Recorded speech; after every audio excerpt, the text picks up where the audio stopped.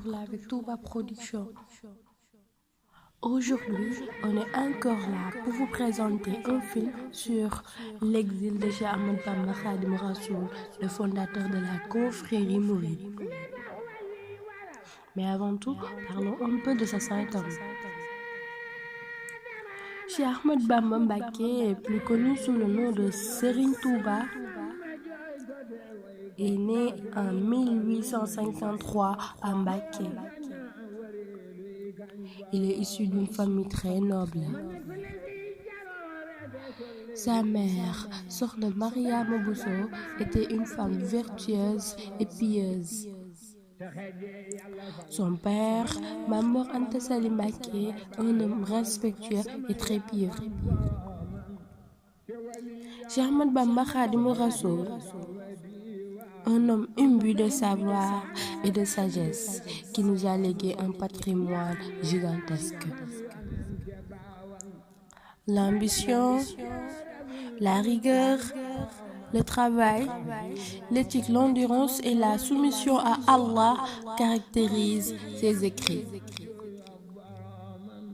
On peut maintenant parler de l'exil. Une fois prise à l'issue de la séance historique du Conseil privé de Saint-Louis, la décision de l'interner au Gabon, Cheikh Ahmadou Bamba fut transféré à Dakar où il parvient au soir du jeudi 19 septembre 1895. Installé chez un indigène du nom de Ibra Binta Gueye,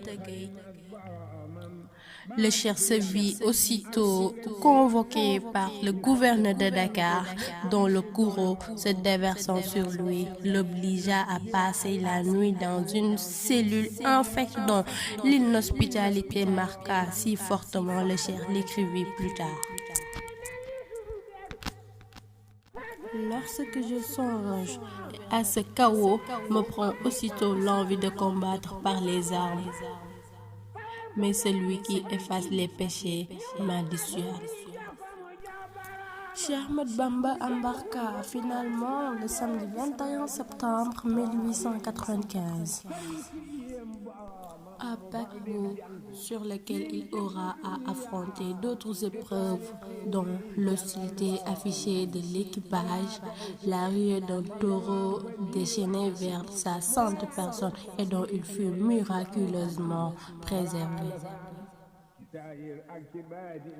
Une fois aux îles, le cheikh, selon ses propres dires même, fut sujet à toutes sortes d'exactions et de brimades, et cela tout au long de ses séjours successifs dans le jungle de Mayomba, à Lambaréné et ailleurs. La moiteur, le grand nombre de maladies tropicales, mais surtout la solitude caractérisant ces lieux firent aussi de ces années les plus éprouvantes de l'existence du cheikh.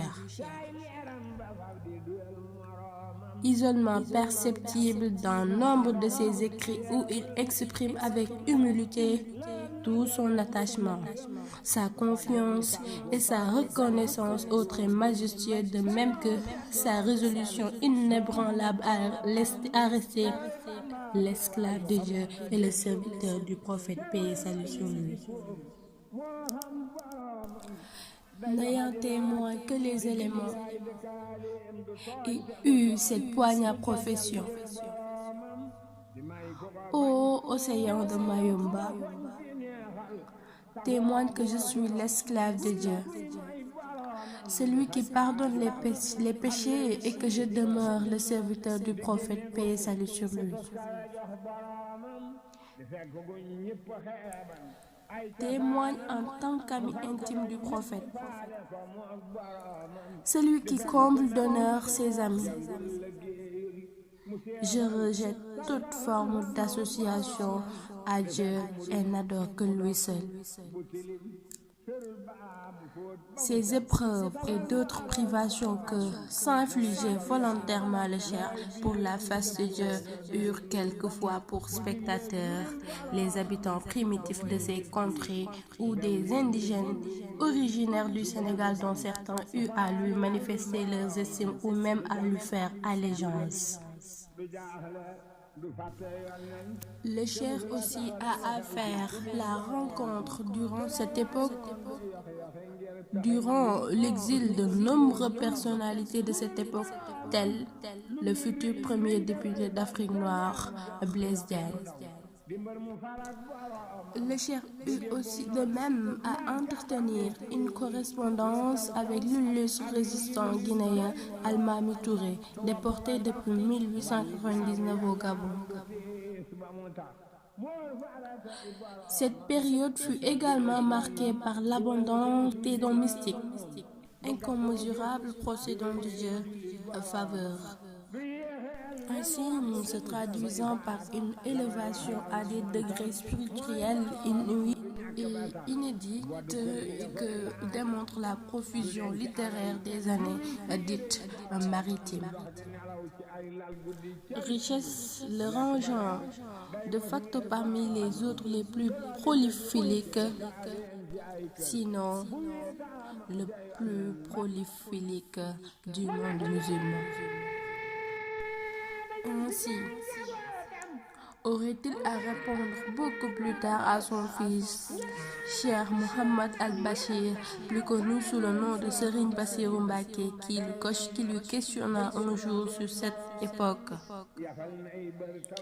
Au cours de cet exil, ma reconnaissance gnostique s'est accrue. Mon arrivée à Dieu s'est confirmée. Ma certitude a atteint de nouveaux degrés et j'ai obtenu de grâces infinies.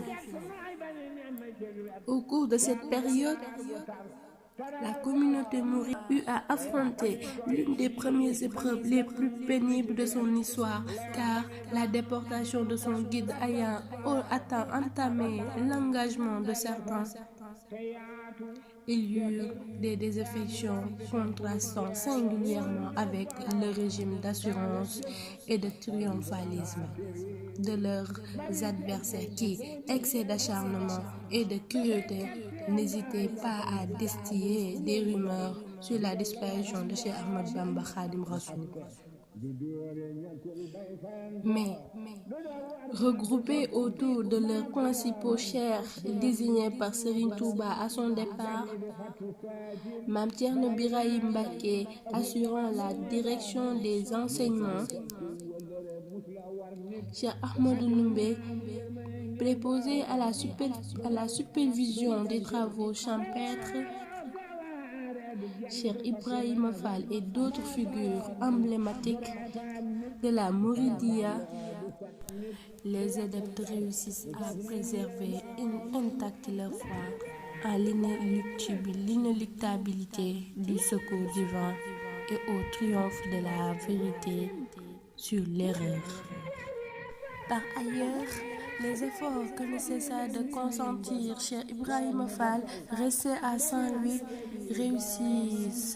réussirent à convaincre le futur député Carpeaux, entre autres, de la parfaite innocence du Cheikh, au point qu'il s'engagea à réfléchir à réhabiliter celui-ci à son élection. La chose faite, le serviteur du prophète put, par la grâce de Dieu et sa volonté bienveillante, rentrer au Sénégal le samedi 11 novembre 1902, après un peu moins de 8 années d'exil.